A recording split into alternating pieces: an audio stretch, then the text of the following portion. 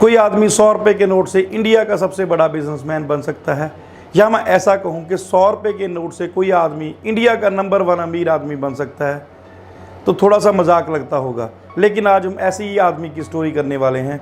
नमस्कार, मैं Deepak Sharma, business consultant और आपका मोटिवेशनल स्पीकर। आज हम बात करने वाले हैं गौतम अदानी के बारे में। गौतम अदानी का नाम आप सबने सुना होगा और आज उनकी बायोग्राफी के बारे में बात करेंगे। कहाँ पे उनका जन्म हुआ, कहाँ से उसने बिजनेस शुरू किया, कैसे कैसे उन्होंने कामयाबी हासिल की। गौतम अदानी का जन्म 1962 में गुजरात के अहमदाबाद शहर में हुआ। बिजनेसमैन फैमिली से ही बिलोंग करते थे गौतम अदानी। उनके फादर उस टाइम टेक्सटाइल्स का बिजनेस करते थे जो ठीक ठाक चलता था। इसी के कारण उनका बचपन काफ़ी गरीबी में गुजरा। उन्होंने अपनी स्कूलिंग गुजरात से ही की, अहमदाबाद शहर से की और उसके बाद गुजरात यूनिवर्सिटी में पढ़ने के लिए चले गए। वहाँ पे उन्होंने अपनी बीकॉम की पढ़ाई शुरू की। 1 साल कंप्लीट किया और दूसरे साल में उनके दिमाग में ये चीज़ आई कि किताबी पढ़ाई से मैं बहुत बड़ा बिजनेसमैन नहीं बन पाऊँगा, तो उन्होंने अपना कॉलेज ड्रॉप करने का फैसला कर लिया। उस चीज़ को सुन के उनके घर वाले काफ़ी नाखुश थे, लेकिन उनके माइंड में सिर्फ एक चीज़ चल रही थी कि बिजनेस ही करना है मैंने। और वहाँ से वो सपनों की नगरी मुंबई चले गए। वहाँ पे जब गए उस टाइम उनके पास 100 रुपये का नोट था और वहाँ पे जाकर उन्होंने पहली जॉब अपनी महिंद्रा ग्रुप में की, जहाँ पे उनको हीरे की परख के लिए रखा गया। 2-3 साल वहाँ पे नॉलेज ली, अच्छे से काम किया और उसके बाद पहला बिजनेस शुरू किया मुंबई में ही डायमंड ब्रोकरेज का। और 1 साल की कड़ी मेहनत के बाद उनकी कंपनी का टर्नओवर लाखों रुपए में हो गया। काफ़ी अच्छा चलने लग गया बिजनेस। तो उसी टाइम उनके भाई के साथ उन्होंने प्लास्टिक का कारोबार शुरू किया गुजरात में। प्लास्टिक की मैन्युफैक्चरिंग के लिए उनको पीवीसी बाहर से इंपोर्ट करवानी पड़ती थी और उसके कारण कई बार बहुत दिक्कतें आती थी। कई बार डिलीवरी टाइम पे नहीं होती थी, कस्टमर ख़राब होता था। उसके कारण उन्होंने इंपोर्ट एक्सपोर्ट का बिज़नेस शुरू करने की सोच ली कि इंपोर्ट करेंगे खुद का और खुद ही मैन्युफैक्चरिंग करेंगे। और उसी टाइम उन्होंने अदानी एक्सपोर्ट के नाम पे अपनी कंपनी बनाई, जो आज अदानी एंटरप्राइजेज के नाम पे शेयर मार्केट में भी लिस्टेड है। अदानी एक्सपोर्ट जब शुरू हुआ, शुरू में उन्होंने पीवीसी मंगवाई और बाद में पेट्रोलियम और केमिकल की इंपोर्ट भी शुरू कर दी और काम अच्छा खासा चलने लग गया।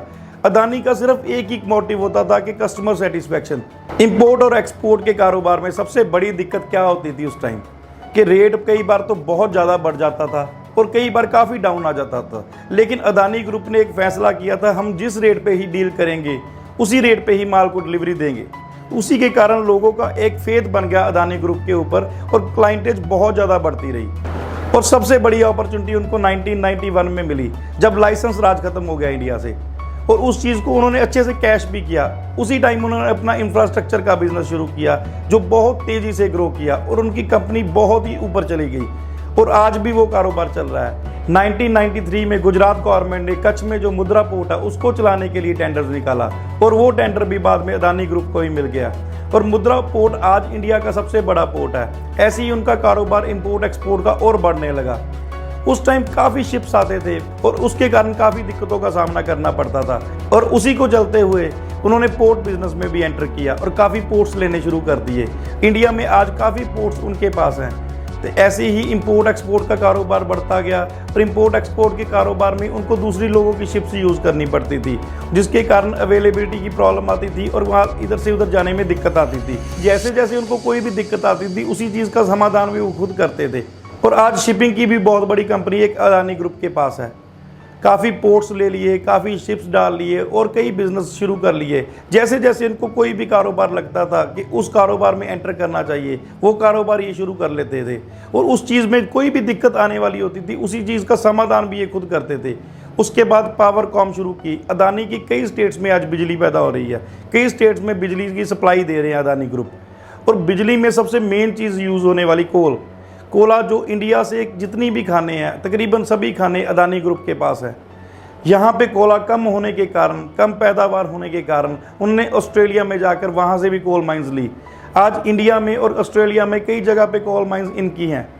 उसके बाद ऐसे ऐसे कारोबार बढ़ता गया और ट्रांसपोर्टेशन की दिक्कत के कारण इन्होंने अपनी ट्रांसपोर्टेशन कंपनी खोल ली और कोई दिक्कत आने के कारण वो कारोबार कर लिया। ऐसे ऐसे ही इनके कारोबार बढ़ते गए। ऐसे नहीं कि अदानी ग्रुप हर कारोबार में कामयाबी हुआ है, कई कारोबार में इनको भी फेलियर का सामना करना पड़ा है। जैसे अदानी ग्रुप ने बीपीओ शुरू किया था और बीपीओ फेल हो गया और कुछ टाइम पहले उन्होंने अपना रिटेल का बिजनेस भी शुरू किया था जो भी चला नहीं और उसको बाद में 2007 में उनको अदानी ग्रुप को बेचना पड़ा। और जो कारोबार उनके अच्छे चलते थे वो कारोबार वो दूसरों से बाय भी करते थे। जैसे अदानी ग्रुप से उन्होंने 12,300 में पावरकॉम खरीदा, उसके बाद L&T का पोर्ट खरीदा और कई बिजनेस है जो लोगों से भी बाय किए। ऐसे ऐसे चलते ही उनका कारोबार और तेज़ी से बढ़ता गया। उनका कारोबार ज़्यादा लोन पे ही निर्भर है। उन्होंने जितना भी कारोबार बढ़ाया है वो सारा बैंक लोन से बढ़ाया है। और आज इनकी कंपनी इतने प्रॉफिट में नहीं है, लेकिन लोन बहुत ज़्यादा है। जितना कंपनी का मार्केट शेयर है उससे तकरीबन 90% तक इनकी कंपनी के ऊपर लोन चल रहा है आज की डेट में। जितना भी कारोबार इन्होंने शुरू किया है वो सारा कारोबार इन्होंने अपने बलबूते पे स्टैंड किया है। इनके पेरेंटल कोई बिजनेस नहीं था, वो टेक्सटाइल का बिजनेस था जिसको इन्होंने हाथ भी नहीं लगाया। आज से कुछ साल पहले एयरपोर्ट्स की टेंडर्स निकले, उनमें से 6 टेंडरों में 5 टेंडर इनके पास आए। आज इंडिया के 5 एयरपोर्ट अदानी ग्रुप के पास हैं। बहुत ज़्यादा पोर्ट्स हैं इनके पास, गोवा में नए पोर्ट्स बन रहे हैं। और इसके बाद 2021 में इन्होंने डाटा सेंटर की शुरुआत की जो नोएडा में की। वो आज से 20 साल के बीच इन्होंने 70,000 करोड़ रुपए उस चीज़ पे इन्वेस्ट करने हैं। और उसके बाद ऐसे ऐसे उनका कारोबार बढ़ता गया और आज इंडिया के नंबर 1 अमीर आदमी हैं, जिन्होंने अंबानी परिवार को भी आज पीछे छोड़ दिया। सबसे मेन बात है कि इतना कारोबार बढ़ा कहाँ से, पैसे कहाँ से आते हैं। तो सबसे मेन बात होती है कोई भी इंडस्ट्री के लिए, या तो वो अपनी इक्विटी डिलीट करता है तो या बैंक से लोन लेता है। गौतम अदानी जो मैक्सिमम पैसा अपना बैंक लोन से लेते हैं, बैंक से डेबिट लेते हैं अपने बॉन्ड को, उसके बाद प्लस करके उसके वहाँ से पैसा उठाता है। और 90% अपने बिजनेस का उनका बैंक लोन पे ही निर्भर है। आपको भी अगर लगता है कि आप भी अपने कारोबार में कामयाब होना चाहते हो और मैं किस तरीके से अपने कारोबार को आगे बढ़ा सकता हूँ, अगर आप नए हो या आप पहले से कारोबारी हो, तो आपको सबसे पहले एक बिजनेस कंसल्टेंट की ज़रूरत है। आप अपने बिजनेस कंसल्टेंट से अपना आइडिया शेयर कीजिए। अगर अभी तक आपके पास कोई बिजनेस कंसल्टेंट नहीं है तो नीचे स्क्रीन पे चल रहे नंबरों पे कॉल कीजिए। आपको गौतम अदानी की वीडियो कैसी लगी, स्टोरी कैसी लगी, आप हमें कमेंट करके ज़रूर बताएं। धन्यवाद।